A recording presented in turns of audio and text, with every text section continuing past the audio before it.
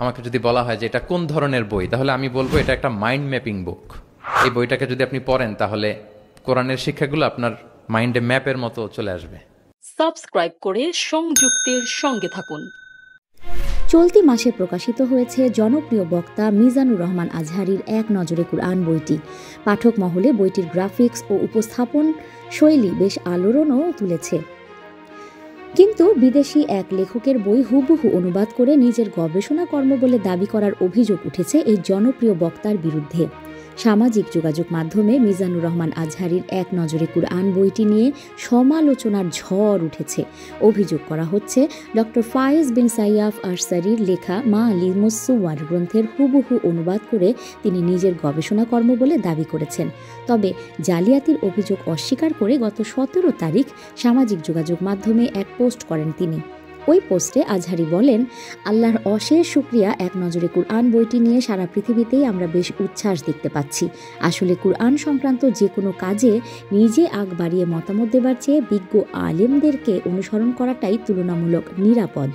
এই মূল নীতিটি সামনে রেখেই এক নজরে কুরআন বইটি সাজিয়েছি। এক্ষেত্রে দুটো ধারাকে একসাথে নিয়ে এসেছি। একটি হলো তুরাসি ধারা, অর্থাৎ কন্টেন্টের দিক থেকে আমরা প্রাচীন তাফসির গ্রন্থগুলো সামনে রেখেছি। আরেকটি হচ্ছে আধুনিক ইনফোগ্রাফিক স্টাইল, অর্থাৎ ডিজাইন ও উপস্থাপনার ক্ষেত্রে আমরা আধুনিক বইগুলো সামনে রেখেছি। আরবি ও ইংরেজি ভাষায় এরকম ইনফোগ্রাফিক কাজগুলো বেশ জনপ্রিয় ও সহজ পাঠ্য। তিনি বলেন, এক নজরে কুরআন রচনার জার্নিটা বেশ লম্বা। বইটি রচনা করতে গিয়ে আধুনিক যেসব কাজ সামনে রেখেছি তার একটা তালিকা এখানে দিয়ে দিচ্ছি। বিতাক্ত সুওয়ারিল কুরআন, বিতাক্ত তারিফি বি সুওয়ারিল মুসহাফিজ শরীফ, মা আলিমুস সুওয়ার, know your Quran by Alimah Nadia Sadiq, Quranic diagrammatic overview by Masud Khan. উল্লেখিত প্রত্যেকটি বইয়েরই কিছু না কিছু আলাদা বৈশিষ্ট্য আছে। তার মধ্যে বিতাক্ত তারিফি বি সুওয়ারিল মুসহাফিজ শরীফ বইটি অসাধারণ। মা আলিমুস সুওয়ার বইটিও চমৎকার, তবে বইটির তথ্যের চেয়ে ডিজাইনটা বেশি সুন্দর ছিল। এসব বইয়ের ফিচারগুলো থেকে বেশ অনুপ্রাণিত হয়েছি।